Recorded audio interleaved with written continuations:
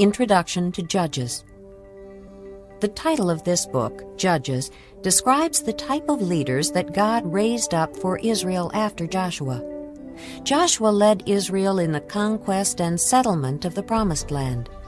The judges were not kings, nor did they have power like that of leaders such as Moses and Joshua. These judges were Spirit-appointed military leaders who took action when Israel needed to be delivered from foreign oppressors. God had not given Israel a leader after Joshua. God had given Israel the land and His law, plus a central place of worship, but no central government. God Himself was to be the head of the nation. Israel was to obey God's laws, and God promised to protect and provide for them. The book of Judges records the cycle of the nation Israel as the people repeatedly fell into sin and idolatry, were oppressed by foreign powers, then cried to the Lord for help, and then were rescued by a judge who would deliver them to serve God again. Many believe the prophet Samuel wrote this book around 1050 to 1000 BC.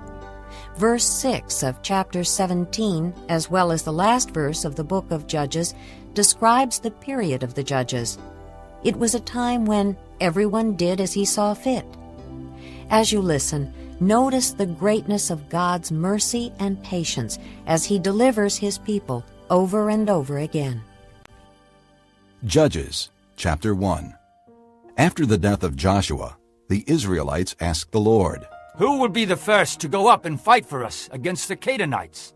The Lord answered, Judah is to go. I have given the land into their hands. Then the men of Judah said to the Simeonites, their brothers, "Come up with us into the territory allotted to us to fight against the Canaanites. We in turn will go with you into yours." So the Simeonites went with them. When Judah attacked, the Lord gave the Canaanites and Perizzites into their hands, and they struck down 10,000 men at Bezek. It was there that they found Adoni-Bezek and fought against him, putting to rout the Canaanites and Perizzites. Adoni-Bezek fled, but they chased him and caught him, and cut off his thumbs and big toes.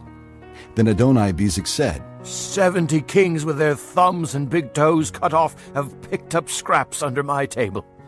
Now God has paid me back for what I did to them. They brought him to Jerusalem, and he died there.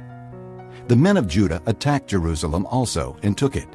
They put the city to the sword and set it on fire. After that, the men of Judah went down to fight against the Canaanites living in the hill country, the Negev, and the western foothills.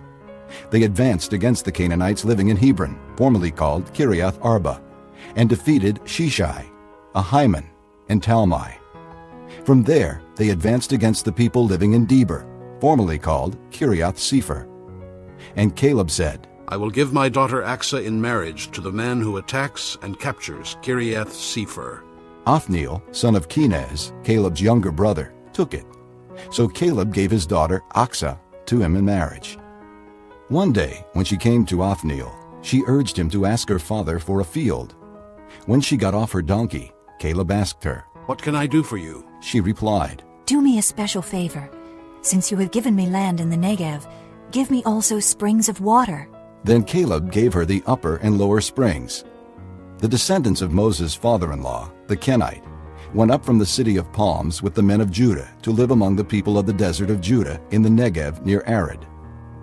Then the men of Judah went with the Simeonites, their brothers, and attacked the Canaanites living in Zephath, and they totally destroyed the city. Therefore it was called Hormah. The men of Judah also took Gaza, Ashkelon, and Ekron, each city with its territory. The Lord was with the men of Judah. They took possession of the hill country, but they were unable to drive the people from the plains, because they had iron chariots. As Moses had promised, Hebron was given to Caleb, who drove from it the 3 sons of Anak. The Benjamites, however, failed to dislodge the Jebusites, who were living in Jerusalem. To this day the Jebusites live there with the Benjamites. Now the house of Joseph attacked Bethel, and the Lord was with them. When they sent men to spy out Bethel, formerly called Luz, the spies saw a man coming out of the city, and they said to him, Show us how to get into the city, and we will see that you are treated well. So he showed them, and they put the city to the sword, but spared the man and his whole family. He then went to the land of the Hittites, where he built a city and called it Luz, which is its name to this day. But Manasseh did not drive out the people of Beth-shan, or Taanach, or Dor, or Ibleam, or Megiddo, and their surrounding settlements. For the Canaanites were determined to live in that land. When Israel became strong, they pressed the Canaanites into forced labor, but never drove them out completely. Nor did Ephraim drive out the Canaanites living in Gezer, but the Canaanites continued to live there among them. Neither did Zebulun drive out the Canaanites living in Kitron, or Nahalal, who remained among them. But they did subject them to forced labor. Nor did Asher drive out those living in Akko, or Sidon, or Alab, or Aksib, or Helba, or Aphek, or Rehob. And because of this, the people of Asher lived among the Canaanite inhabitants of the land. Neither did Naphtali drive out those living in Beth-shemesh, or Beth-anath. But the Naphtalites too lived among the Canaanite inhabitants of the land, and those living in Beth-shemesh and Beth-anath became forced laborers for them. The Amorites confined the Danites to the hill country, not allowing them to come down into the plain. And the Amorites were determined also to hold out in Mount Heriz, Ajalon, and Shaalbim. But when the power of the house of Joseph increased, they too were pressed into forced labor. The boundary of the Amorites was from Scorpion Pass to Selah and beyond. Chapter 2. The angel of the Lord went up from Gilgal to Bochim and said, I brought you up out of Egypt and led you into the land that I swore to give to your forefathers. I said, I will never break my covenant with you, and you shall not make a covenant with the people of this land, but you shall break down their altars. Yet you have disobeyed me. Why have you done this? Now therefore I tell you that I will not drive them out before you. They will be thorns in your sides, and their gods will be a snare to you. When the angel of the Lord had spoken these things to all the Israelites, the people wept aloud, and they called that place Bochim. There they offered sacrifices to the Lord. After Joshua had dismissed the Israelites, they went to take possession of the land, each to his own inheritance. The people served the Lord throughout the lifetime of Joshua and of the elders who outlived him and who had seen all the great things the Lord had done for Israel. Joshua, son of Nun, the servant of the Lord, died at the age of 110, and they buried him in the land of his inheritance, at Timnath-Heres, in the hill country of Ephraim, north of Mount Gaash. After that whole generation had been gathered to their fathers, another generation grew up, who knew neither the Lord nor what he had done for Israel. Then the Israelites did evil in the eyes of the Lord and served the Baals. They forsook the Lord, the God of their fathers, who had brought them out of Egypt. They followed and worshipped various gods of the peoples around them. They provoked the Lord to anger, because they forsook him and served Baal and the Ashtoreths. In his anger against Israel, the Lord handed them over to raiders who plundered them. He sold them to their enemies all around, whom they were no longer able to resist. Whenever Israel went out to fight, the hand of the Lord was against them to defeat them, just as he had sworn to them. They were in great distress. Then the Lord raised up judges who saved them out of the hands of these raiders. Yet they would not listen to their judges, but prostituted themselves to other gods and worshipped them. Unlike their fathers, they quickly turned from the way in which their fathers had walked, the way of obedience to the Lord's commands. Whenever the Lord raised up a judge for them, he was with the judge and saved them out of the hands of their enemies, as long as the judge lived. For the Lord had compassion on them as they groaned under those who oppressed and afflicted them. But when the judge died, the people returned to ways even more corrupt than those of their fathers, following other gods and serving and worshiping them. They refused to give up their evil practices and stubborn ways. Therefore, the Lord was very angry with Israel and said, Because this nation has violated the covenant that I laid down for their forefathers, and has not listened to me, I will no longer drive out before them any of the nations Joshua left when he died. I will use them to test Israel, and see whether they will keep the way of the Lord, and walk in it as their forefathers did. The Lord had allowed those nations to remain. He did not drive them out at once by giving them into the hands of Joshua. Chapter 3. These are the nations the Lord left to test all those Israelites who had not experienced any of the wars in Canaan. He did this only to teach warfare to the descendants of the Israelites who had not had previous battle experience. The 5 rulers of the Philistines, all the Canaanites, the Sidonians, and the Hivites living in the Lebanon mountains from Mount Baal Hermon to Lebo Hamath. They were left to test the Israelites to see whether they would obey the Lord's commands, which he had given their forefathers through Moses. The Israelites lived among the Canaanites, Hittites, Amorites, Perizzites, Hivites, and Jebusites. They took their daughters in marriage and gave their own daughters to their sons and served their gods. The Israelites did evil in the eyes of the Lord. They forgot the Lord their God and served the Baals and the Asherahs. The anger of the Lord burned against Israel, so that he sold them into the hands of Cushan-Rishathaim, king of Aram-Naharaim, to whom the Israelites were subject for 8 years. But when they cried out to the Lord, he raised up for them a deliverer, Othniel, son of Kenaz, Caleb's younger brother, who saved them. The Spirit of the Lord came upon him, so that he became Israel's judge and went to war. The Lord gave Cushan-Rishathaim, king of Aram, into the hands of Othniel, who overpowered him.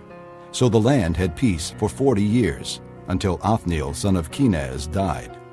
Once again, the Israelites did evil in the eyes of the Lord. And because they did this evil, the Lord gave Eglon, king of Moab, power over Israel. Getting the Ammonites and Amalekites to join him, Eglon came and attacked Israel, and they took possession of the city of palms. The Israelites were subject to Eglon, king of Moab, for 18 years. Again the Israelites cried out to the Lord, and he gave them a deliverer, Ehud, a left-handed man, the son of Gera, the Benjamite. The Israelites sent him with tribute to Eglon, king of Moab.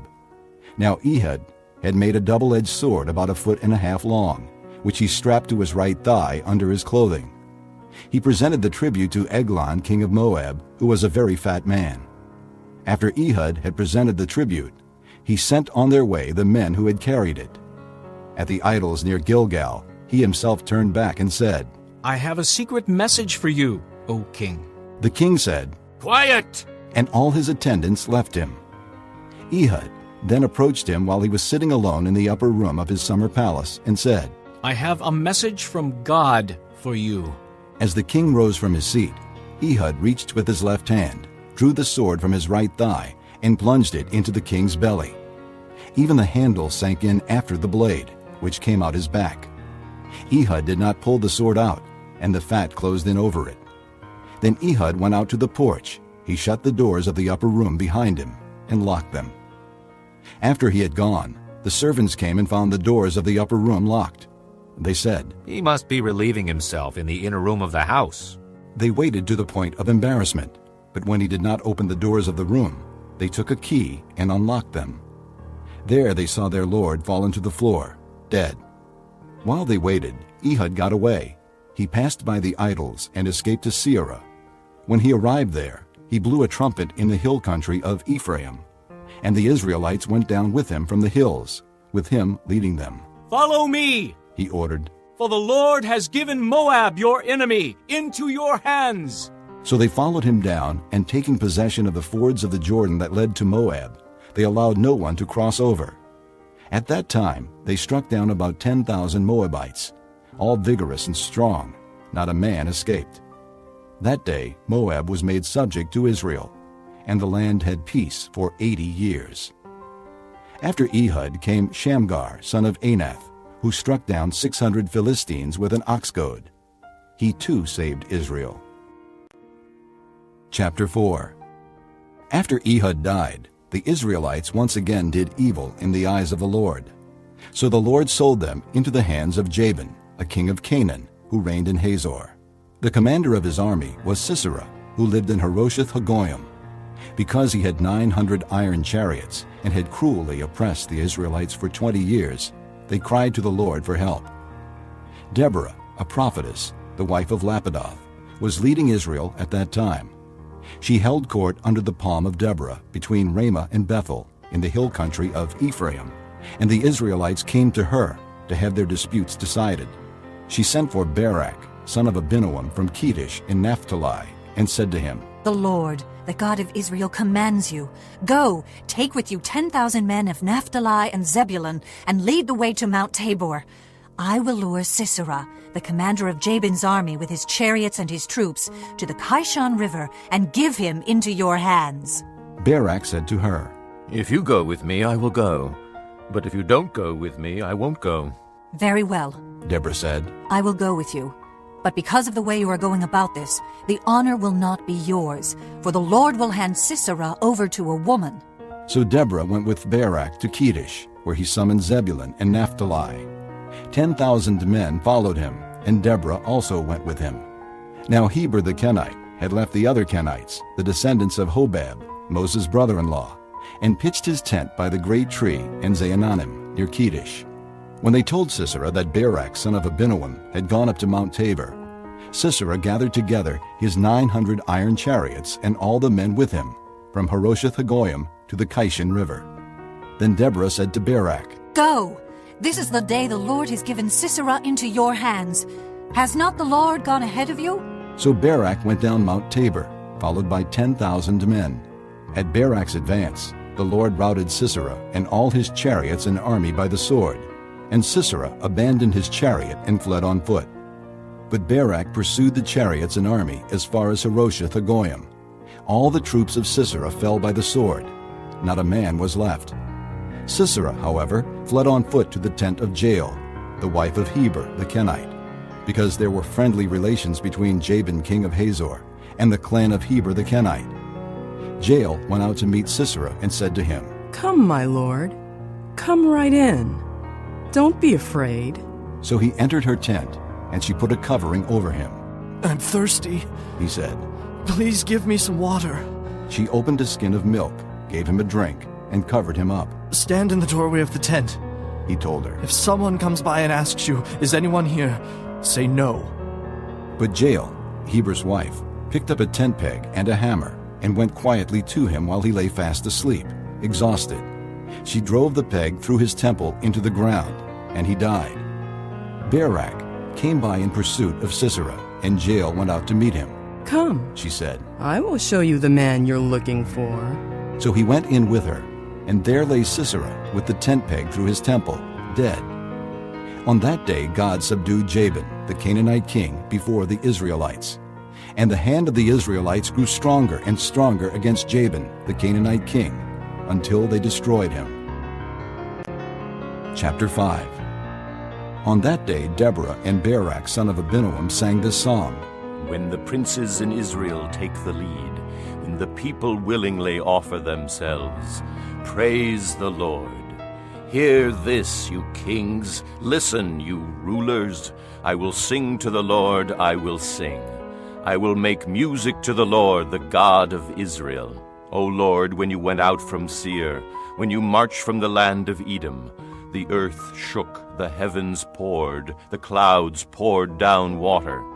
The mountains quaked before the Lord, the one of Sinai, before the Lord, the God of Israel. In the days of Shamgar, son of Anath, in the days of Jael, the roads were abandoned.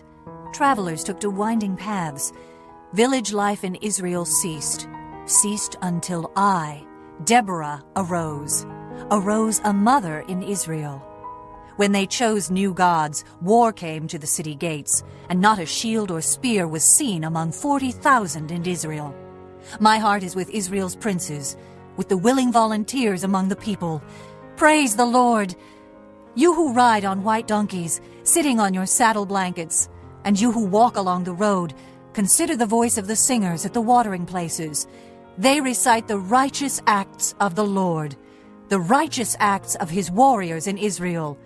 Then the people of the Lord went down to the city gates. Wake up, Deborah. Wake up, break out in song. Arise, O Barak. Take captive your captives, O son of Abinoam.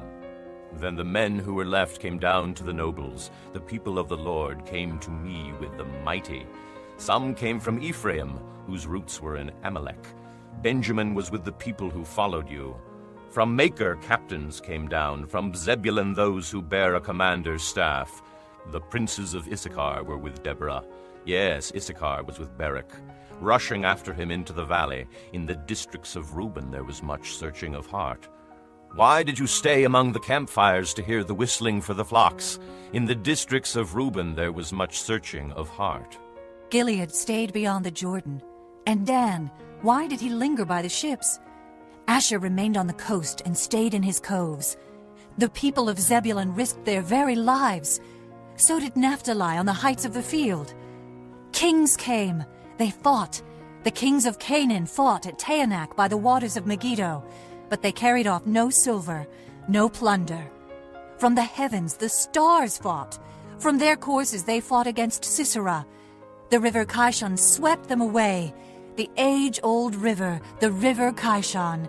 March on, my soul, be strong. Then thundered the horses' hooves. Galloping, galloping go his mighty steeds. Curse Meroz, said the angel of the Lord. Curse its people bitterly, because they did not come to help the Lord against the mighty. Most blessed of women be Jael, the wife of Heber the Kenite. Most blessed of tent-dwelling women. He asked for water, and she gave him milk. In a bowl fit for nobles she brought him curdled milk. Her hand reached for the tent peg, her right hand for the workman's hammer. She struck Sisera, she crushed his head, she shattered and pierced his temple. At her feet he sank, he fell, there he lay. At her feet he sank, he fell, where he sank there he fell, dead. Through the window peered Sisera's mother. Behind the lattice she cried out, "Why is his chariot so long in coming? Why is the clatter of his chariots delayed?" The wisest of her ladies answer her.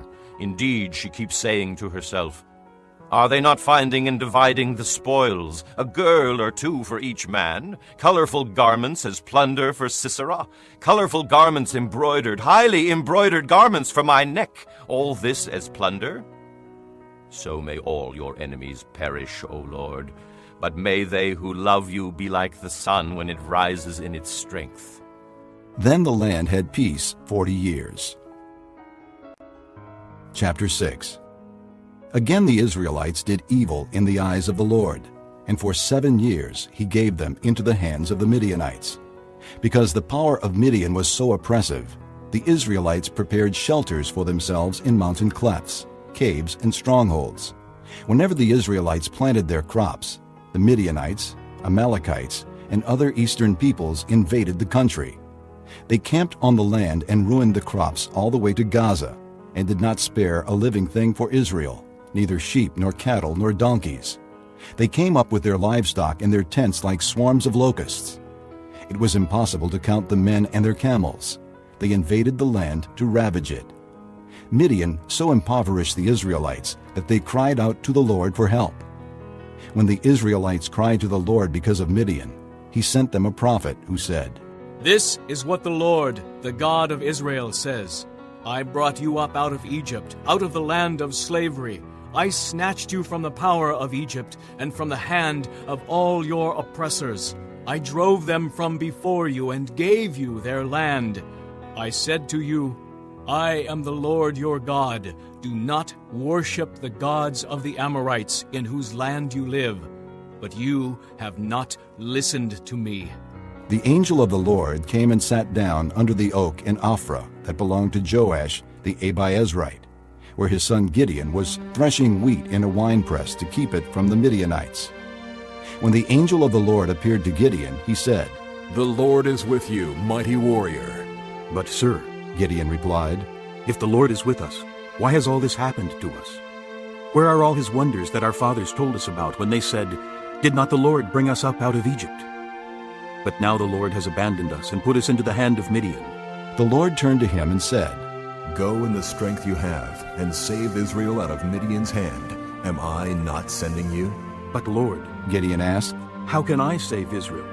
My clan is the weakest in Manasseh, and I am the least in my family." The Lord answered, "I will be with you, and you will strike down all the Midianites together." Gideon replied, "If now I have found favor in your eyes, give me a sign that it is really you talking to me. Please do not go away until I come back and bring my offering and set it before you." And the Lord said, "I will wait until you return." Gideon went in, prepared a young goat, and from an ephah of flour he made bread without yeast. Putting the meat in a basket and its broth in a pot, he brought them out and offered them to him under the oak. The angel of God said to him, "Take the meat and the unleavened bread, place them on this rock, and pour out the broth." And Gideon did so. With the tip of the staff that was in his hand, the angel of the Lord touched the meat and the unleavened bread. Fire flared from the rock, consuming the meat and the bread, and the angel of the Lord disappeared. When Gideon realized that it was the angel of the Lord, he exclaimed, "Ah, sovereign Lord, I have seen the angel of the Lord face to face." But the Lord said to him, "Peace, do not be afraid. You are not going to die." So Gideon built an altar to the Lord there and called it, "The Lord is Peace." To this day it stands in Ophrah of the Abiezrites. That same night the Lord said to him, "Take the second bull from your father's herd, the one 7 years old. Tear down your father's altar to Baal, and cut down the Asherah pole beside it. Then build a proper kind of altar to the Lord your God on the top of this height. Using the wood of the Asherah pole that you cut down, offer the second bull as a burnt offering." So Gideon took 10 of his servants and did as the Lord told him. But because he was afraid of his family and the men of the town, he did it at night rather than in the daytime. In the morning when the men of the town got up, there was Baal's altar, demolished, with the Asherah pole beside it cut down, and the second bull sacrificed on the newly built altar. They asked each other, "Who did this?" When they carefully investigated, they were told, "Gideon, son of Joash, did it." The men of the town demanded of Joash, "Bring out your son. He must die, because he has broken down Baal's altar and cut down the Asherah pole beside it." But Joash replied to the hostile crowd around him, "Are you going to plead Baal's cause? Are you trying to save him? Whoever fights for him shall be put to death by morning. If Baal really is a god, he can defend himself when someone breaks down his altar." So that day they called Gideon Jerubbaal, saying, "Let Baal contend with him," because he broke down Baal's altar. Now all the Midianites, Amalekites, and other eastern peoples joined forces and crossed over the Jordan and camped in the valley of Jezreel. Then the Spirit of the Lord came upon Gideon, and he blew a trumpet, summoning the Abiezrites to follow him. He sent messengers throughout Manasseh, calling them to arms, and also into Asher, Zebulun, and Naphtali, so that they too went up to meet them. Gideon said to God, "If you will save Israel by my hand as you have promised, look, I will place a wool fleece on the threshing floor. If there is dew only on the fleece and all the ground is dry, then I will know that you will save Israel by my hand as you said." And that is what happened. Gideon rose early the next day. He squeezed the fleece and wrung out the dew, a bowlful of water. Then Gideon said to God, "Do not be angry with me. Let me make just one more request. Allow me one more test with the fleece. This time, make the fleece dry and the ground covered with dew." That night God did so. Only the fleece was dry. All the ground was covered with dew. Chapter 7. Early in the morning, Jerubbaal, that is Gideon, and all his men camped at the spring of Harod. The camp of Midian was north of them in the valley near the hill of Moreh. The Lord said to Gideon, "You have too many men for me to deliver Midian into their hands. In order that Israel may not boast against me that her own strength has saved her, announce now to the people, anyone who trembles with fear may turn back and leave Mount Gilead." So 22,000 men left, while 10,000 remained. But the Lord said to Gideon, "There are still too many men. Take them down to the water, and I will sift them for you there. If I say, 'This one shall go with you,' he shall go. But if I say, 'This one shall not go with you,' he shall not go." So Gideon took the men down to the water. There the Lord told him, "Separate those who lap the water with their tongues like a dog, from those who kneel down to drink." 300 men lapped with their hands to their mouths. All the rest got down on their knees to drink. The Lord said to Gideon, "With the 300 men that lapped, I will save you and give the Midianites into your hands. Let all the other men go, each to his own place." So Gideon sent the rest of the Israelites to their tents, but kept the 300, who took over the provisions and trumpets of the others. Now the camp of Midian lay below him in the valley. During that night the Lord said to Gideon, "Get up, go down against the camp, because I am going to give it into your hands. If you are afraid to attack, go down to the camp with your servant Purah, and listen to what they are saying. Afterward, you will be encouraged to attack the camp." So he and Purah, his servant, went down to the outposts of the camp. The Midianites, the Amalekites, and all the other eastern peoples had settled in the valley, thick as locusts. Their camels could no more be counted than the sand on the seashore. Gideon arrived just as a man was telling a friend his dream. "I had a dream," he was saying. "A round loaf of barley bread came tumbling into the Midianite camp. It struck the tent with such force that the tent overturned and collapsed." His friend responded, "This can be nothing other than the sword of Gideon, son of Joash, the Israelite. God has given the Midianites and the whole camp into his hands." When Gideon heard the dream and its interpretation, he worshipped God. He returned to the camp of Israel and called out, "Get up! The Lord has given the Midianite camp into your hands." Dividing the 300 men into 3 companies, he placed trumpets and empty jars in the hands of all of them, with torches inside. "Watch me," he told them. "Follow my lead. When I get to the edge of the camp, do exactly as I do. When I and all who are with me blow our trumpets, then from all around the camp blow yours and shout, 'For the Lord and for Gideon.'" Gideon and the 100 men with him reached the edge of the camp at the beginning of the middle watch, just after they had changed the guard. They blew their trumpets and broke the jars that were in their hands. The 3 companies blew the trumpets and smashed the jars. Grasping the torches in their left hands and holding in their right hands the trumpets they were to blow, they shouted, "A sword for the Lord and for Gideon!" While each man held his position around the camp, all the Midianites ran, crying out as they fled. When the 300 trumpets sounded, the Lord caused the men throughout the camp to turn on each other with their swords. The army fled to Beth Shittah, toward Zererah, as far as the border of Abel-Mahalah, near Tabbath. Israelites from Naphtali, Asher, and all Manasseh were called out, and they pursued the Midianites. Gideon sent messengers throughout the hill country of Ephraim, saying, "Come down against the Midianites, and seize the waters of the Jordan ahead of them, as far as Beth-barah." So all the men of Ephraim were called out, and they took the waters of the Jordan as far as Beth-barah. They also captured 2 of the Midianite leaders, Oreb and Zeeb. They killed Oreb at the rock of Oreb, and Zeeb at the winepress of Zeeb. They pursued the Midianites and brought the heads of Oreb and Zeeb to Gideon, who was by the Jordan. Chapter 8. Now the Ephraimites asked Gideon, "Why have you treated us like this? Why didn't you call us when you went to fight Midian?" And they criticized him sharply. But he answered them, "What have I accomplished compared to you? Aren't the gleanings of Ephraim's grapes better than the full grape harvest of Abiezer? God gave Oreb and Zeeb, the Midianite leaders, into your hands. What was I able to do compared to you?" At this, their resentment against him subsided. Gideon and his 300 men, exhausted yet keeping up the pursuit, came to the Jordan and crossed it. He said to the men of Succoth, "Give my troops some bread. They are worn out, and I am still pursuing Zebah and Zalmunna, the kings of Midian." But the officials of Succoth said, "Do you already have the hands of Zebah and Zalmunna in your possession? Why should we give bread to your troops?" Then Gideon replied, "Just for that. When the Lord has given Zebah and Zalmunna into my hand, I will tear your flesh with desert thorns and briars."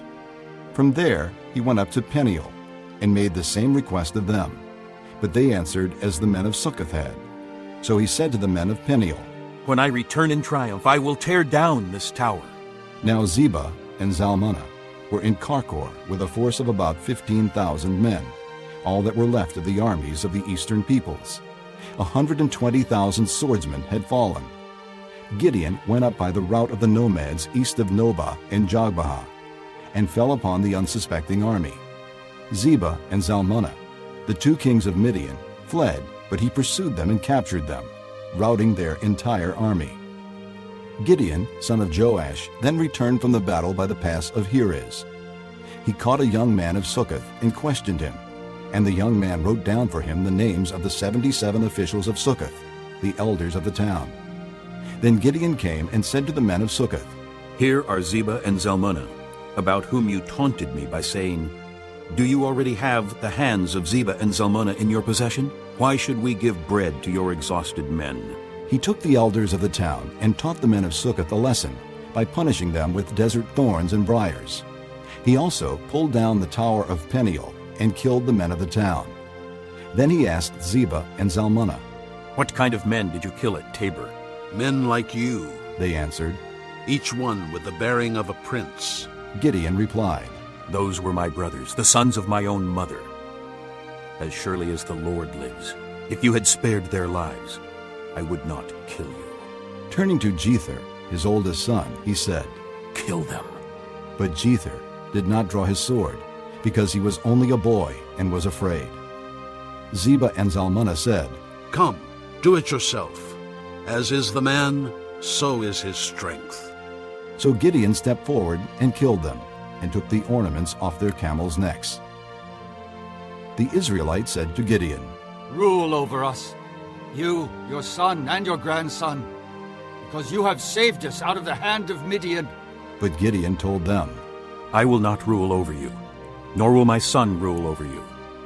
The Lord will rule over you." And he said, "I do have one request, that each of you give me an earring from your share of the plunder." It was the custom of the Ishmaelites to wear gold earrings. They answered, "We'll be glad to give them." So they spread out a garment, and each man threw a ring from his plunder onto it. The weight of the gold rings he asked for came to 1,700 shekels, not counting the ornaments, the pendants, and the purple garments worn by the kings of Midian, or the chains that were on their camels' necks. Gideon made the gold into an ephod, which he placed in Ophrah, his town. All Israel prostituted themselves by worshiping it there, and it became a snare to Gideon and his family. Thus Midian was subdued before the Israelites and did not raise its head again. During Gideon's lifetime, the land enjoyed peace 40 years. Jerubbaal, son of Joash, went back home to live. He had 70 sons of his own, for he had many wives. His concubine, who lived in Shechem, also bore him a son, whom he named Abimelech. Gideon, son of Joash, died at a good old age, and was buried in the tomb of his father Joash in Ophrah of the Abiezrites. No sooner had Gideon died than the Israelites again prostituted themselves to the Baals. They set up Baal-berith as their god, and did not remember the Lord their God, who had rescued them from the hands of all their enemies on every side. They also failed to show kindness to the family of Jerubbaal, that is Gideon, for all the good things he had done for them. Chapter 9. Abimelech, son of Jerubbaal, went to his mother's brothers in Shechem, and said to them and to all his mother's clan, "Ask all the citizens of Shechem, which is better for you, to have all 70 of Jerubbaal's sons rule over you, or just one man? Remember, I am your flesh and blood." When the brothers repeated all this to the citizens of Shechem, they were inclined to follow Abimelech, for they said, "He is our brother." They gave him 70 shekels of silver from the temple of Baal-berith, and Abimelech used it to hire reckless adventurers, who became his followers. He went to his father's home in Ophrah, and on one stone murdered his 70 brothers, the sons of Jerubbaal.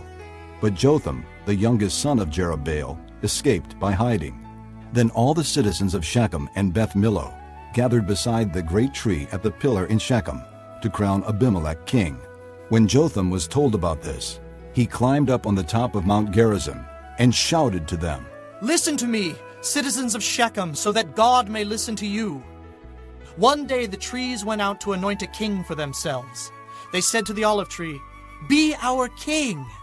But the olive tree answered, 'Should I give up my oil by which both gods and men are honored to hold sway over the trees?' Next the trees said to the fig tree, 'Come and be our king.' But the fig tree replied, 'Should I give up my fruit, so good and sweet, to hold sway over the trees?' Then the trees said to the vine, 'Come and be our king.' But the vine answered, 'Should I give up my wine, which cheers both gods and men, to hold sway over the trees?'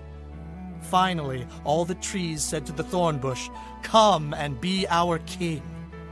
The thorn bush said to the trees, "If you really want to anoint me king over you, come and take refuge in my shade. But if not, then let fire come out of the thorn bush and consume the cedars of Lebanon. Now if you have acted honorably and in good faith when you made Abimelech king, and if you have been fair to Jerubbaal and his family, and if you have treated him as he deserves, and to think that my father fought for you, risked his life to rescue you from the hand of Midian, but today you have revolted against my father's family, murdered his 70 sons on a single stone, and made Abimelech, the son of his slave girl, king over the citizens of Shechem because he is your brother. If then you have acted honorably and in good faith toward Jerubbaal and his family today, may Abimelech be your joy, and may you be his too. But if you have not, let fire come out from Abimelech and consume you, citizens of Shechem and Beth Millo. And let fire come out from you, citizens of Shechem and Beth Millo, and consume Abimelech." Then Jotham fled, escaping to Beer, and he lived there because he was afraid of his brother Abimelech. After Abimelech had governed Israel 3 years, God sent an evil spirit between Abimelech and the citizens of Shechem, who acted treacherously against Abimelech. God did this in order that the crime against Jerubbaal's 70 sons, the shedding of their blood, might be avenged on their brother Abimelech and on the citizens of Shechem, who had helped him murder his brothers. In opposition to him, these citizens of Shechem set men on the hilltops to ambush and rob everyone who passed by. And this was reported to Abimelech. Now Gaal, son of Ebed, moved with his brothers into Shechem, and its citizens put their confidence in him. After they had gone out into the fields and gathered the grapes and trodden them, they held a festival in the temple of their God. While they were eating and drinking, they cursed Abimelech. Then Gaal, son of Ebed, said, "Who is Abimelech and who is Shechem, that we should be subject to him? Isn't he Jerubbaal's son, and isn't Zebul his deputy? Serve the men of Hamor, Shechem's father. Why should we serve Abimelech? If only this people were under my command, then I would get rid of him. I would say to Abimelech, 'Call out your whole army.'" When Zebul, the governor of the city, heard what Gaal, son of Ebed, said, he was very angry. Under cover he sent messengers to Abimelech, saying, "Gaal, son of Ebed, and his brothers have come to Shechem, and are stirring up the city against you. Now then, during the night you and your men should come and lie in wait in the fields. In the morning at sunrise, advance against the city. When Gaal and his men come out against you, do whatever your hand finds to do." So Abimelech and all his troops set out by night, and took up concealed positions near Shechem in 4 companies. Now Gaal, son of Ebed, had gone out and was standing at the entrance to the city gate just as Abimelech and his soldiers came out from their hiding place. When Gaal saw them, he said to Zebul, "Look, people are coming down from the tops of the mountains." Zebul replied, "You mistake the shadows of the mountains for men." But Gaal spoke up again, "Look, people are coming down from the center of the land, and a company is coming from the direction of the soothsayer's tree." Then Zebul said to him, "Where is your big talk now, you who said, 'Who is Abimelech that we should be subject to him?' Aren't these the men you ridiculed? Go out and fight them." So Gaal led out the citizens of Shechem and fought Abimelech. Abimelech chased him, and many fell wounded in the flight, all the way to the entrance to the gate. Abimelech stayed in Aramah, and Zebul drove Gaal and his brothers out of Shechem. The next day the people of Shechem went out to the fields, and this was reported to Abimelech. So he took his men, divided them into 3 companies, and set an ambush in the fields. When he saw the people coming out of the city, he rose to attack them. Abimelech and the companies with him rushed forward to a position at the entrance to the city gate. Then 2 companies rushed upon those in the fields and struck them down. All that day Abimelech pressed his attack against the city until he had captured it and killed its people. Then he destroyed the city and scattered salt over it. On hearing this, the citizens in the tower of Shechem went into the stronghold of the temple of El-Berith. When Abimelech heard that they had assembled there, he and all his men went up Mount Zalmon. He took an axe and cut off some branches, which he lifted to his shoulders. He ordered the men with him, "Quick, do what you have seen me do." So all the men cut branches and followed Abimelech. They piled them against the stronghold and set it on fire over the people inside. So all the people in the tower of Shechem, about 1,000 men and women, also died. Next, Abimelech went to Thebez and besieged it and captured it. Inside the city, however, was a strong tower, to which all the men and women, all the people of the city, fled. They locked themselves in and climbed up on the tower roof. Abimelech went to the tower and stormed it. But as he approached the entrance to the tower to set it on fire, a woman dropped an upper millstone on his head and cracked his skull. Hurriedly, he called to his armor-bearer, "Draw your sword and kill me, so that they can't say, 'A woman killed him.'" So his servant ran him through, and he died. When the Israelites saw that Abimelech was dead, they went home. Thus God repaid the wickedness that Abimelech had done to his father by murdering his 70 brothers. God also made the men of Shechem pay for all their wickedness. The curse of Jotham, son of Jerubbaal, came on them. This concludes Disc 14. Chapter 10. After the time of Abimelech, a man of Issachar, Tola, son of Puah, the son of Dodo, rose to save Israel. He lived in Shamer, in the hill country of Ephraim. He led Israel 23 years. Then he died, and was buried in Shamer. He was followed by Jair of Gilead, who led Israel 22 years. He had 30 sons, who rode 30 donkeys. They controlled 30 towns in Gilead, which to this day are called Havoth-Jair. When Jair died, he was buried in Canaan. Again the Israelites did evil in the eyes of the Lord. They served the Baals and the Ashtoreths and the gods of Aram, the gods of Sidon, the gods of Moab, the gods of the Ammonites, and the gods of the Philistines. And because the Israelites forsook the Lord and no longer served him, he became angry with them.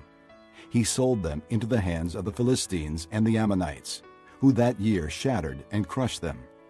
For 18 years they oppressed all the Israelites on the east side of the Jordan in Gilead, the land of the Amorites. The Ammonites also crossed the Jordan to fight against Judah, Benjamin, and the house of Ephraim, and Israel was in great distress. Then the Israelites cried out to the Lord, "We have sinned against you, forsaking our God and serving the Baals."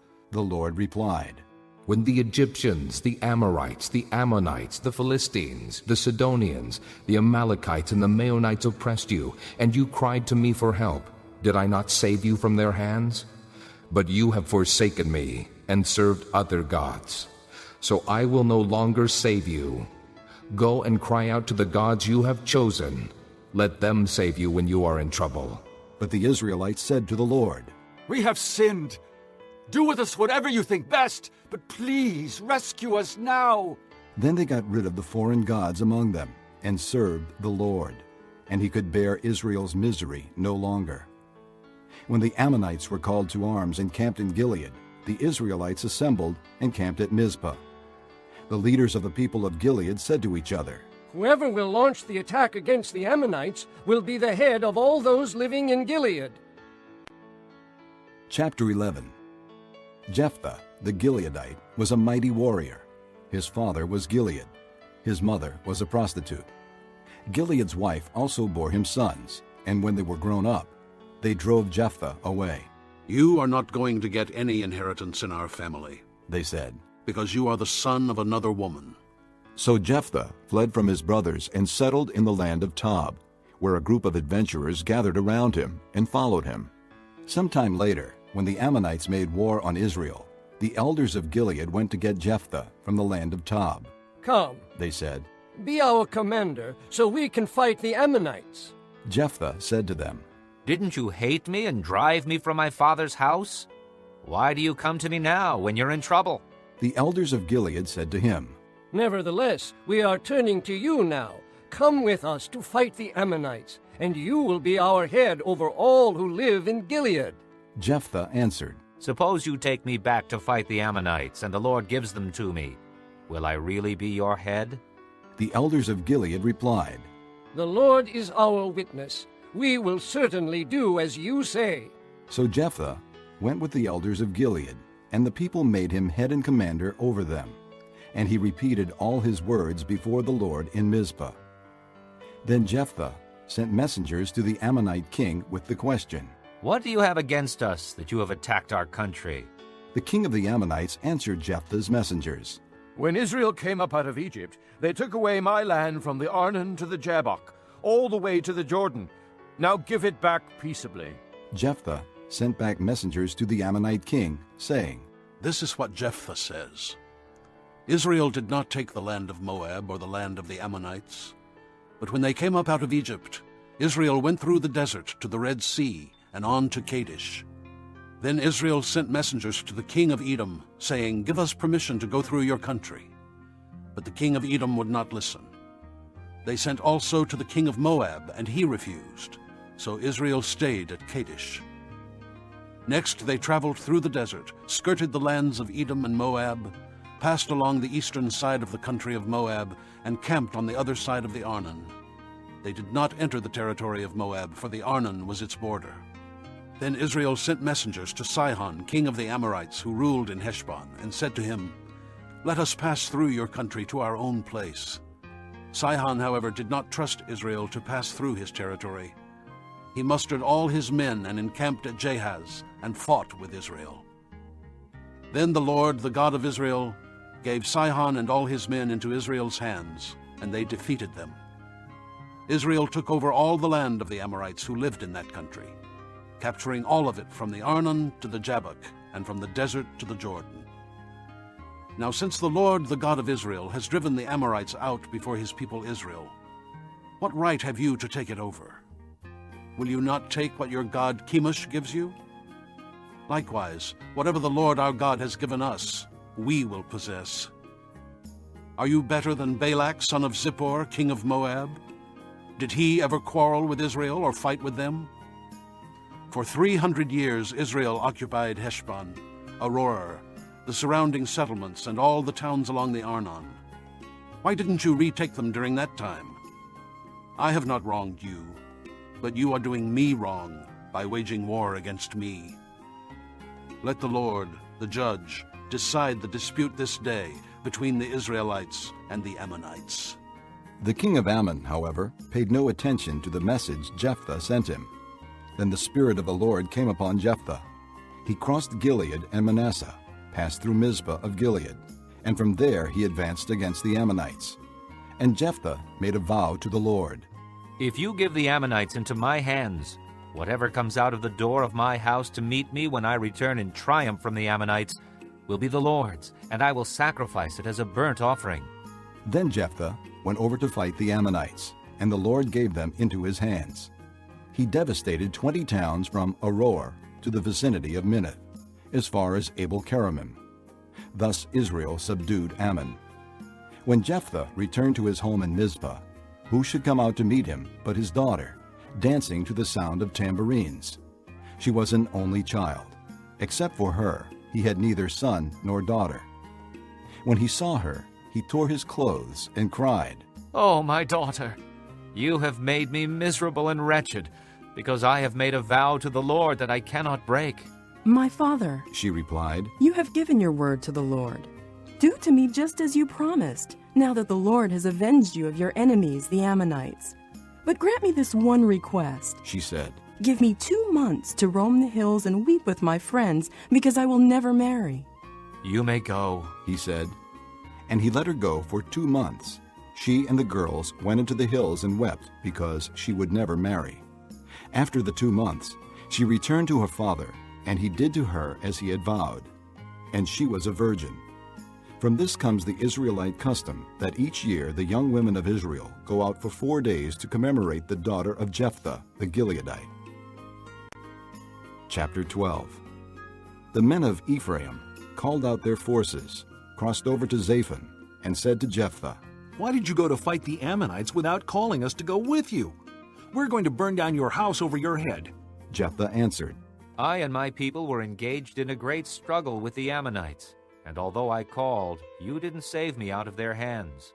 When I saw that you wouldn't help, I took my life in my hands and crossed over to fight the Ammonites, and the Lord gave me the victory over them.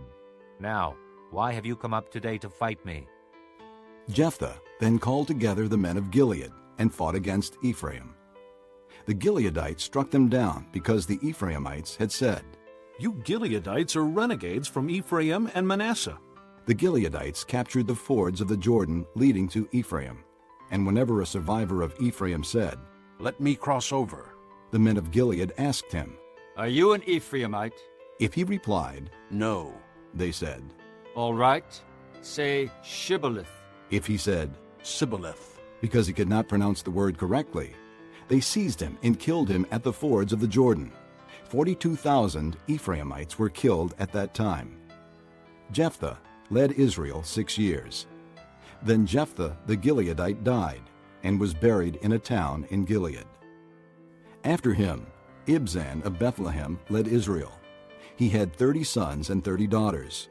He gave his daughters away in marriage to those outside his clan, and for his sons he brought in 30 young women as wives from outside his clan. Ibzan led Israel 7 years. Then Ibzan died and was buried in Bethlehem.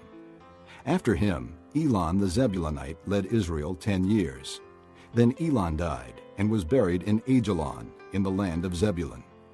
After him, Abdon, son of Hillel, from Pirathon, led Israel. He had 40 sons and 30 grandsons who rode on 70 donkeys. He led Israel 8 years. Then Abdon, son of Hillel, died and was buried at Pirathon in Ephraim, in the hill country of the Amalekites. Chapter 13. Again the Israelites did evil in the eyes of the Lord. So the Lord delivered them into the hands of the Philistines for 40 years.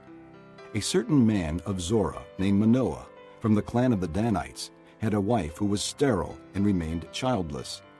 The angel of the Lord appeared to her and said, "You are sterile and childless, but you are going to conceive and have a son. Now see to it that you drink no wine or other fermented drink, and that you do not eat anything unclean, because you will conceive and give birth to a son. No razor may be used on his head, because the boy is to be a Nazirite, set apart to God from birth, and he will begin the deliverance of Israel from the hands of the Philistines."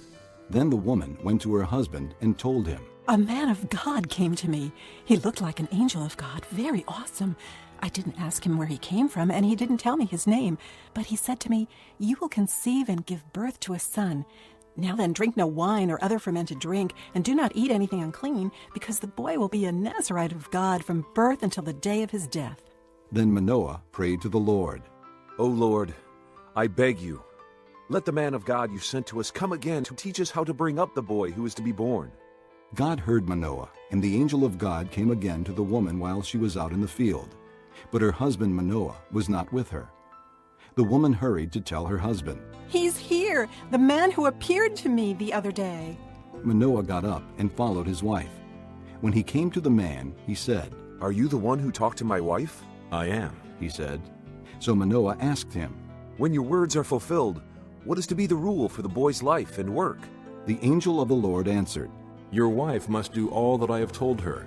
She must not eat anything that comes from the grapevine, nor drink any wine or other fermented drink, nor eat anything unclean. She must do everything I have commanded her."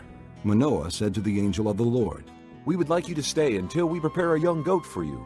The angel of the Lord replied, "Even though you detain me, I will not eat any of your food. But if you prepare a burnt offering, offer it to the Lord." Manoah did not realize that it was the angel of the Lord. Then Manoah inquired of the angel of the Lord, "What is your name, so that we may honor you when your word comes true?" He replied, "Why do you ask my name? It is beyond understanding." Then Manoah took a young goat, together with the grain offering, and sacrificed it on a rock to the Lord. And the Lord did an amazing thing while Manoah and his wife watched. As the flame blazed up from the altar toward heaven, the angel of the Lord ascended in the flame. Seeing this, Manoah and his wife fell with their faces to the ground. When the angel of the Lord did not show himself again to Manoah and his wife, Manoah realized that it was the angel of the Lord. "We are doomed to die," he said to his wife. "We have seen God." But his wife answered, "If the Lord had meant to kill us, he would not have accepted a burnt offering and grain offering from our hands, nor shown us all these things, or now told us this." The woman gave birth to a boy and named him Samson. He grew, and the Lord blessed him. And the Spirit of the Lord began to stir him while he was in Mahanadan, between Zorah and Eshtaol. Chapter 14. Samson went down to Timnah and saw there a young Philistine woman. When he returned, he said to his father and mother, I have seen a Philistine woman in Timnah. Now get her for me as my wife. His father and mother replied, Isn't there an acceptable woman among your relatives, or among all our people? Must you go to the uncircumcised Philistines to get a wife? But Samson said to his father, Get her for me. She's the right one for me. His parents did not know that this was from the Lord, who was seeking an occasion to confront the Philistines, for at that time they were ruling over Israel. Samson went down to Timnah together with his father and mother. As they approached the vineyards of Timnah, suddenly a young lion came roaring toward him. The Spirit of the Lord came upon him in power, so that he tore the lion apart with his bare hands, as he might have torn a young goat. But he told neither his father nor his mother what he had done. Then he went down and talked with the woman, and he liked her. Some time later, when he went back to marry her, he turned aside to look at the lion's carcass. In it was a swarm of bees and some honey, which he scooped out with his hands and ate as he went along. When he rejoined his parents, he gave them some, and they too ate it. But he did not tell them that he had taken the honey from the lion's carcass. Now his father went down to see the woman, and Samson made a feast there, as was customary for bridegrooms. When he appeared, he was given 30 companions. Let me tell you a riddle, Samson said to them. If you can give me the answer within the 7 days of the feast, I will give you 30 linen garments and 30 sets of clothes. If you can't tell me the answer, you must give me 30 linen garments and 30 sets of clothes. Tell us your riddle, they said. Let's hear it. He replied, Out of the eater, something to eat. Out of the strong, something sweet. For 3 days they could not give the answer. On the 4th day, they said to Samson's wife, Coax your husband into explaining the riddle for us, or we will burn you and your father's household to death. Did you invite us here to rob us? Then Samson's wife threw herself on him, sobbing, You hate me. You don't really love me. You've given my people a riddle, but you haven't told me the answer. I haven't even explained it to my father or mother, he replied. So why should I explain it to you? She cried the whole 7 days of the feast. So on the 7th day he finally told her, because she continued to press him. She in turn explained the riddle to her people. Before sunset on the 7th day, the men of the town said to him, What is sweeter than honey? What is stronger than a lion? Samson said to them, If you had not plowed with my heifer, you would not have solved my riddle. Then the Spirit of the Lord came upon him in power. He went down to Ashkelon, struck down 30 of their men, stripped them of their belongings, and gave their clothes to those who had explained the riddle. Burning with anger, he went up to his father's house, and Samson's wife was given to the friend who had attended him at his wedding. Chapter 15. Later on, at the time of wheat harvest, Samson took a young goat and went to visit his wife. He said, I'm going to my wife's room. But her father would not let him go in. I was so sure you thoroughly hated her, he said, that I gave her to your friend. Isn't her younger sister more attractive? Take her instead. Samson said to them, This time I have a right to get even with the Philistines. I will really harm them. So he went out and caught 300 foxes and tied them tail to tail in pairs. He then fastened a torch to every pair of tails, lit the torches, and let the foxes loose in the standing grain of the Philistines. He burned up the shocks and standing grain, together with the vineyards and olive groves. When the Philistines asked, Who did this? They were told, Samson, the Timnite's son-in-law, because his wife was given to his friend. So the Philistines went up and burned her and her father to death. Samson said to them, Since you've acted like this, I won't stop until I get my revenge on you. He attacked them viciously and slaughtered many of them. Then he went down and stayed in a cave in the rock of Etam.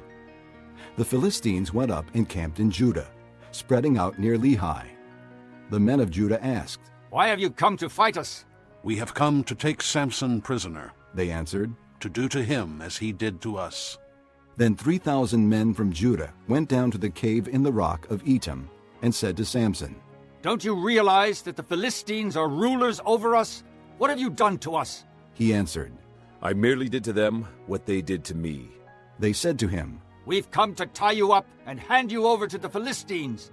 Samson said, Swear to me that you won't kill me yourselves. Agreed, they answered. We will only tie you up and hand you over to them. We will not kill you. So they bound him with 2 new ropes and led him up from the rock. As he approached Lehi, the Philistines came toward him shouting. The Spirit of the Lord came upon him in power. The ropes on his arms became like charred flax, and the bindings dropped from his hands. Finding a fresh jawbone of a donkey, he grabbed it and struck down 1,000 men. Then Samson said, With the donkey's jawbone, I have made donkeys of them. With the donkey's jawbone, I have killed 1,000 men. When he finished speaking, he threw away the jawbone, and the place was called Ramoth Lehi. Because he was very thirsty, he cried out to the Lord, You have given your servant this great victory. Must I now die of thirst and fall into the hands of the uncircumcised? Then God opened up the hollow place in Lehi, and water came out of it. When Samson drank, his strength returned, and he revived. So the spring was called En-Hakkore, and it is still there in Lehi. Samson led Israel for 20 years in the days of the Philistines. Chapter 16. One day Samson went to Gaza, where he saw a prostitute. He went in to spend the night with her. The people of Gaza were told, Samson is here! So they surrounded the place and lay in wait for him all night at the city gate.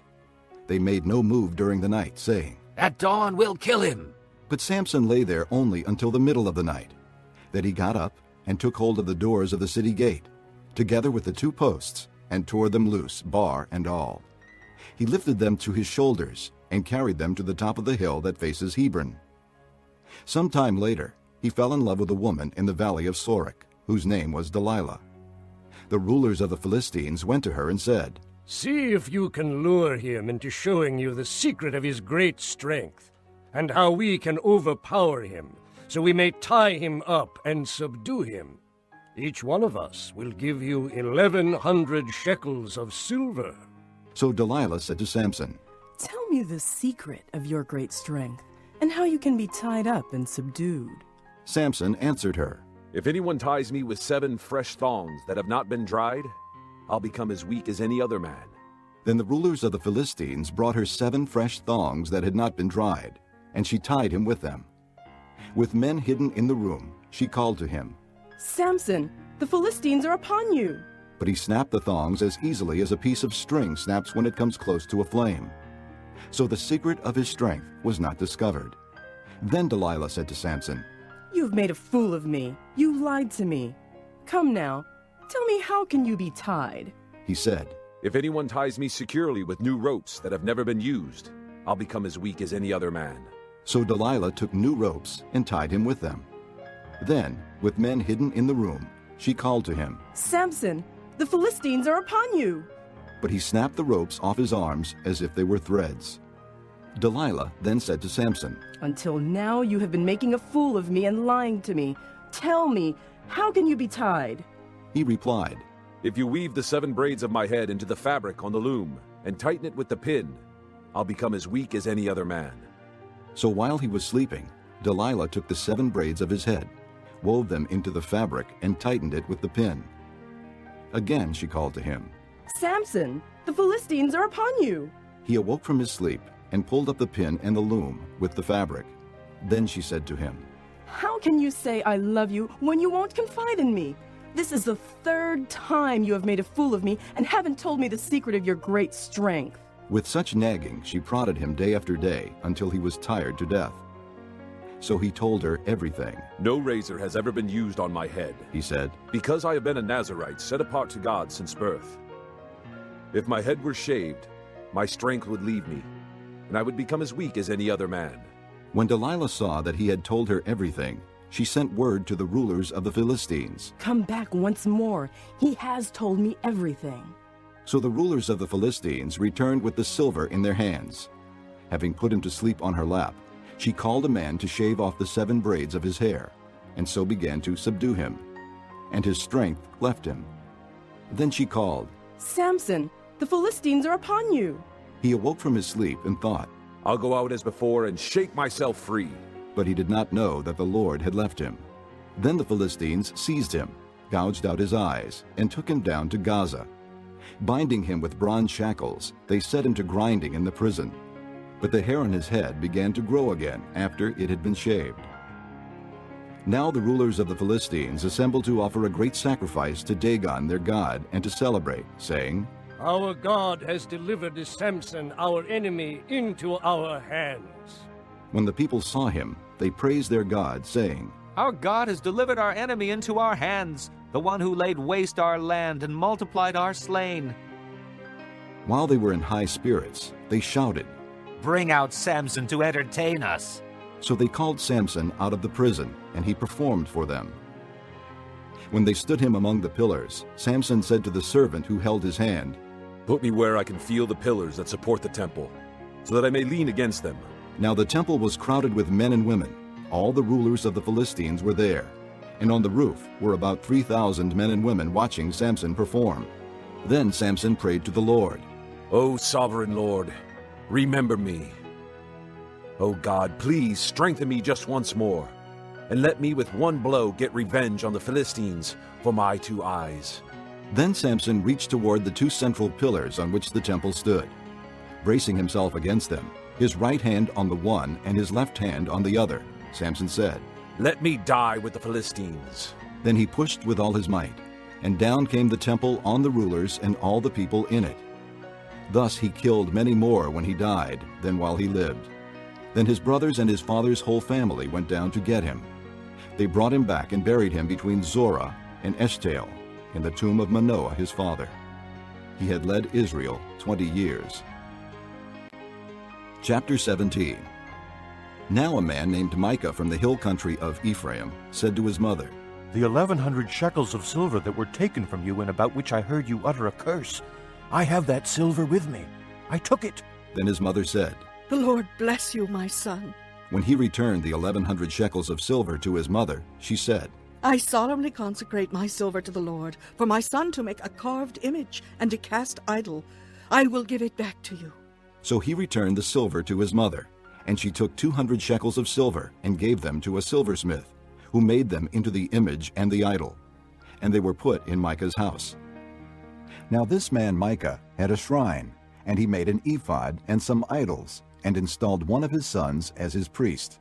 In those days Israel had no king. Everyone did as he saw fit. A young Levite from Bethlehem in Judah, who had been living within the clan of Judah, left that town in search of some other place to stay. On his way, he came to Micah's house in the hill country of Ephraim. Micah asked him, Where are you from? I'm a Levite from Bethlehem in Judah, he said, and I'm looking for a place to stay. Then Micah said to him, Live with me and be my father and priest, and I'll give you 10 shekels of silver a year, your clothes and your food. So the Levite agreed to live with him, and the young man was to him like one of his sons. Then Micah installed the Levite, and the young man became his priest and lived in his house. And Micah said, Now I know that the Lord will be good to me, since this Levite has become my priest. Chapter 18. In those days Israel had no king. And in those days the tribe of the Danites was seeking a place of their own where they might settle, because they had not yet come into an inheritance among the tribes of Israel. So the Danites sent 5 warriors from Zorah and Eshtaol to spy out the land and explore it. These men represented all their clans. They told them, Go, explore the land. The men entered the hill country of Ephraim and came to the house of Micah, where they spent the night. When they were near Micah's house, they recognized the voice of the young Levite. So they turned in there and asked him, Who brought you here? What are you doing in this place? Why are you here? He told them what Micah had done for him and said, He has hired me, and I am his priest. Then they said to him, Please inquire of God to learn whether our journey will be successful. The priest answered them, Go in peace. Your journey has the Lord's approval. So the 5 men left and came to Laish, where they saw that the people were living in safety, like the Sidonians, unsuspecting and secure. And since their land lacked nothing, they were prosperous. Also, they lived a long way from the Sidonians and had no relationship with anyone else. When they returned to Zorah and Eshtaol, their brothers asked them, How did you find things? They answered, Come on, let's attack them. We have seen that the land is very good. Aren't you going to do something? Don't hesitate to go there and take it over. When you get there, you will find an unsuspecting people in a spacious land that God has put into your hands. A land that lacks nothing whatever. Then 600 men from the clan of the Danites, armed for battle, set out from Zorah and Eshtaol. On their way, they set up camp near Kiriath-Jearim in Judah. This is why the place west of Kiriath-Jearim is called Mahanadan to this day. From there, they went on to the hill country of Ephraim and came to Micah's house. Then the 5 men who had spied out the land of Laish said to their brothers, Do you know that one of these houses has an ephod, other household gods, a carved image, and a cast idol? Now you know what to do. So they turned in there and went to the house of the young Levite at Micah's place and greeted him. The 600 Danites, armed for battle, stood at the entrance to the gate. The 5 men who had spied out the land went inside and took the carved image, the ephod, the other household gods, and the cast idol, while the priest and the 600 armed men stood at the entrance to the gate. When these men went into Micah's house and took the carved image, the ephod, the other household gods, and the cast idol, the priest said to them, What are you doing? They answered him, Be quiet. Don't say a word. Come with us and be our father and priest. Isn't it better that you serve a tribe and clan in Israel as priest, rather than just one man's household? Then the priest was glad. He took the ephod, the other household gods, and the carved image, and went along with the people. Putting their little children, their livestock, and their possessions in front of them, they turned away and left. When they had gone some distance from Micah's house, the men who lived near Micah were called together and overtook the Danites. As they shouted after them, the Danites turned and said to Micah, What's the matter with you that you called out your men to fight? He replied, You took the gods I made and my priest and went away. What else do I have? How can you ask, What's the matter with you? The Danites answered, Don't argue with us, or some hot-tempered men will attack you, and you and your family will lose your lives. So the Danites went their way, and Micah, seeing that they were too strong for him, turned around and went back home. Then they took what Micah had made, and his priest, and went on to Laish against a peaceful and unsuspecting people. They attacked them with the sword, and burned down their city. There was no one to rescue them, because they lived a long way from Sidon, and had no relationship with anyone else. The city was in a valley near Beth-rehob. The Danites rebuilt the city and settled there. They named it Dan, after their forefather Dan, who was born to Israel, though the city used to be called Laish. There, the Danites set up for themselves the idols, and Jonathan, son of Gershom, the son of Moses, and his sons were priests for the tribe of Dan until the time of the captivity of a land. They continued to use the idols Micah had made, all the time the house of God was in Shiloh. Chapter 19. In those days, Israel had no king. Now a Levite who lived in a remote area in the hill country of Ephraim took a concubine from Bethlehem in Judah. But she was unfaithful to him. She left him and went back to her father's house in Bethlehem, Judah. After she had been there 4 months, her husband went to her to persuade her to return. He had with him his servant and 2 donkeys. She took him into her father's house, and when her father saw him, he gladly welcomed him. His father-in-law, the girl's father, prevailed upon him to stay, so he remained with him 3 days, eating and drinking and sleeping there. On the 4th day, they got up early, and he prepared to leave. But the girl's father said to his son-in-law, Refresh yourself with something to eat, then you can go. So the 2 of them sat down to eat and drink together. Afterward, the girl's father said, Please stay tonight and enjoy yourself. And when the man got up to go, his father-in-law persuaded him, so he stayed there that night. On the morning of the 5th day, when he rose to go, the girl's father said, Refresh yourself. Wait till afternoon. So the 2 of them ate together. Then when the man, with his concubine and his servant, got up to leave, his father-in-law, the girl's father, said, Now look, it's almost evening. Spend the night here. The day is nearly over. Stay and enjoy yourself. Early tomorrow morning you can get up and be on your way home. But unwilling to stay another night, the man left and went toward Jebus, that is, Jerusalem, with his 2 saddled donkeys and his concubine. When they were near Jebus, and the day was almost gone, the servant said to his master, Come, let's stop at this city of the Jebusites and spend the night. His master replied, No, we won't go into an alien city whose people are not Israelites. We will go on to Gibeah. He added, Come, let's try to reach Gibeah or Ramah and spend the night in one of those places. So they went on, and the sun set as they neared Gibeah in Benjamin. There they stopped to spend the night. They went and sat in the city square, but no one took them into his home for the night. That evening, an old man from the hill country of Ephraim, who was living in Gibeah, the men of the place were Benjamites, came in from his work in the fields. When he looked and saw the traveler in the city square, the old man asked, Where are you going? Where did you come from? He answered, We are on our way from Bethlehem in Judah to a remote area in the hill country of Ephraim, where I live. I have been to Bethlehem in Judah, and now I'm going to the house of the Lord. No one has taken me into his house. We have both straw and fodder for our donkeys, and bread and wine for ourselves, your servants. Me, your maidservant, and the young man with us. We don't need anything. You are welcome at my house, the old man said. Let me supply whatever you need. Only don't spend the night in the square. So he took him into his house and fed his donkeys. After they had washed their feet, they had something to eat and drink. While they were enjoying themselves, some of the wicked men of the city surrounded the house. Pounding on the door, they shouted to the old man who owned the house, Bring out the man who came to your house so we can have sex with him. The owner of the house went outside and said to them, No, my friends, don't be so vile. Since this man is my guest, don't do this disgraceful thing. Look, here is my virgin daughter and his concubine. I will bring them out to you now, and you can use them and do to them whatever you wish. But to this man, don't do such a disgraceful thing. But the men would not listen to him. So the man took his concubine and sent her outside to them. And they raped her and abused her throughout the night.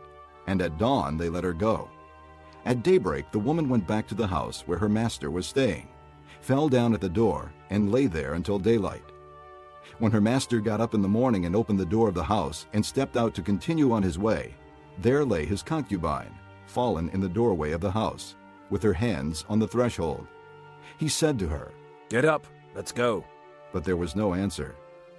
Then the man put her on his donkey and set out for home.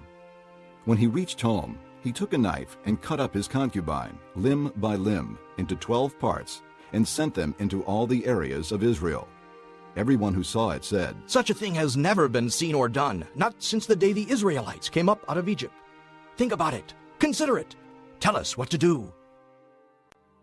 Chapter 20. Then all the Israelites from Dan to Beersheba, and from the land of Gilead, came out as one man, and assembled before the Lord in Mizpah. The leaders of all the people of the tribes of Israel took their places in the assembly of the people of God, 400,000 soldiers armed with swords. The Benjamites heard that the Israelites had gone up to Mizpah. Then the Israelites said, Tell us how this awful thing happened. So the Levite, the husband of the murdered woman, said, I and my concubine came to Gibeah in Benjamin to spend the night. During the night the men of Gibeah came after me and surrounded the house, intending to kill me. They raped my concubine, and she died. I took my concubine, cut her into pieces, and set one piece to each region of Israel's inheritance, because they committed this lewd and disgraceful act in Israel. Now, all you Israelites, speak up and give your verdict. All the people rose as one man, saying, None of us will go home. No, not one of us will return to his house. But now this is what we'll do to Gibeah. We'll go up against it as the lot directs. We'll take 10 men out of every 100 from all the tribes of Israel, and 100 from 1,000, and 1,000 from 10,000 to get provisions for the army. Then, when the army arrives at Gibeah in Benjamin, it can give them what they deserve for all this vileness done in Israel. So all the men of Israel got together and united as one man against the city. The tribes of Israel sent men throughout the tribe of Benjamin, saying, What about this awful crime that was committed among you? Now surrender those wicked men of Gibeah so that we may put them to death and purge the evil from Israel. But the Benjamites would not listen to their fellow Israelites. From their towns they came together at Gibeah to fight against the Israelites. At once the Benjamites mobilized 26,000 swordsmen from their towns, in addition to 700 chosen men from those living in Gibeah. Among all these soldiers there were 700 chosen men who were left-handed, each of whom could sling a stone at a hare and not miss. Israel, apart from Benjamin, mustered 400,000 swordsmen, all of them fighting men. The Israelites went up to Bethel and inquired of God. They said, "Who of us shall go first to fight against the Benjamites?" The Lord replied, "Judah shall go first." The next morning the Israelites got up and pitched camp near Gibeah. The men of Israel went out to fight the Benjamites and took up battle positions against them at Gibeah. The Benjamites came out of Gibeah and cut down 22,000 Israelites on the battlefield that day. But the men of Israel encouraged one another and again took up their positions where they had stationed themselves the first day. The Israelites went up and wept before the Lord until evening, and they inquired of the Lord. They said, "Shall we go up again to battle against the Benjamites, our brothers?" The Lord answered, "Go up against them." Then the Israelites drew near to Benjamin the second day. This time, when the Benjamites came out from Gibeah to oppose them, they cut down another 18,000 Israelites, all of them armed with swords. Then the Israelites, all the people, went up to Bethel, and there they sat weeping before the Lord. They fasted that day until evening, and presented burnt offerings and fellowship offerings to the Lord. And the Israelites inquired of the Lord. In those days the ark of the covenant of God was there, with Phinehas, son of Eleazar, the son of Aaron, ministering before it. They asked, "Shall we go up again to battle with Benjamin, our brother, or not?" The Lord responded, "Go, for tomorrow I will give them into your hands." Then Israel set an ambush around Gibeah. They went up against the Benjamites on the third day and took up positions against Gibeah, as they had done before. The Benjamites came out to meet them and were drawn away from the city. They began to inflict casualties on the Israelites as before, so that about 30 men fell in the open field and on the roads, the one leading to Bethel and the other to Gibeah. While the Benjamites were saying, "We are defeating them as before," the Israelites were saying, "Let's retreat and draw them away from the city to the roads." All the men of Israel moved from their places and took up positions at Baal Tamar, and the Israelite ambush charged out of its place on the west of Gibeah. Then 10,000 of Israel's finest men made a frontal attack on Gibeah. The fighting was so heavy that the Benjamites did not realize how near disaster was. The Lord defeated Benjamin before Israel, and on that day the Israelites struck down 25,100 Benjamites, all armed with swords. Then the Benjamites saw that they were beaten. Now the men of Israel had given way before Benjamin, because they relied on the ambush they had set near Gibeah. The men who had been in ambush made a sudden dash into Gibeah, spread out, and put the whole city to the sword. The men of Israel had arranged with the ambush that they should send up a great cloud of smoke from the city, and then the men of Israel would turn in the battle. The Benjamites had begun to inflict casualties on the men of Israel, about 30, and they said, "We are defeating them as in the first battle." But when the column of smoke began to rise from the city, the Benjamites turned and saw the smoke of the whole city going up into the sky. Then the men of Israel turned on them, and the men of Benjamin were terrified, because they realized that disaster had come upon them. So they fled before the Israelites in the direction of the desert, but they could not escape the battle. And the men of Israel, who came out of the towns, cut them down there. They surrounded the Benjamites, chased them, and easily overran them in the vicinity of Gibeah on the east. 18,000 Benjamites fell, all of them valiant fighters. As they turned and fled toward the desert to the rock of Rimmon, the Israelites cut down 5,000 men along the roads. They kept pressing after the Benjamites as far as Gidom, and struck down 2,000 more. On that day, 25,000 Benjamite swordsmen fell, all of them valiant fighters. But 600 men turned and fled into the desert to the rock of Rimmon, where they stayed 4 months. The men of Israel went back to Benjamin and put all the towns to the sword, including the animals and everything else they found. All the towns they came across they set on fire. Chapter 21. The men of Israel had taken an oath at Mizpah. "Not one of us will give his daughter in marriage to a Benjamite." The people went to Bethel, where they sat before God until evening, raising their voices and weeping bitterly. "O Lord, the God of Israel," they cried, "why has this happened to Israel? Why should one tribe be missing from Israel today?" Early the next day, the people built an altar and presented burnt offerings and fellowship offerings. Then the Israelites asked, "Who from all the tribes of Israel has failed to assemble before the Lord?" For they had taken a solemn oath that anyone who failed to assemble before the Lord at Mizpah should certainly be put to death. Now the Israelites grieved for their brothers, the Benjamites. "Today one tribe is cut off from Israel," they said.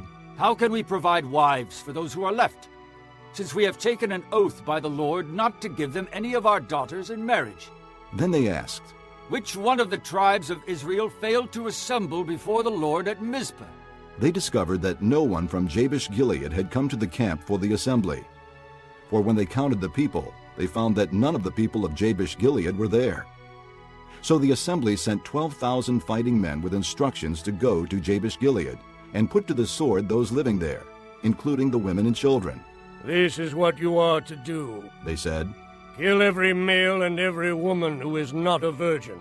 They found among the people living in Jabesh-Gilead 400 young women who had never slept with a man, and they took them to the camp at Shiloh in Canaan. Then the whole assembly sent an offer of peace to the Benjamites at the rock of Rimmon. So the Benjamites returned at that time and were given the women of Jabesh-Gilead who had been spared, but there were not enough for all of them.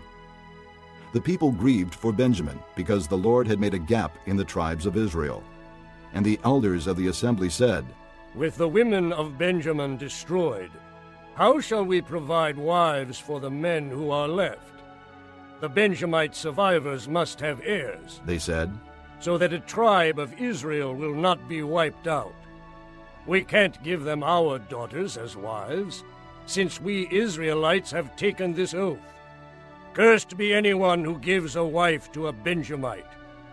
But look, there is the annual festival of the Lord in Shiloh to the north of Bethel, and east of the road that goes from Bethel to Shechem, and to the south of Lebonah."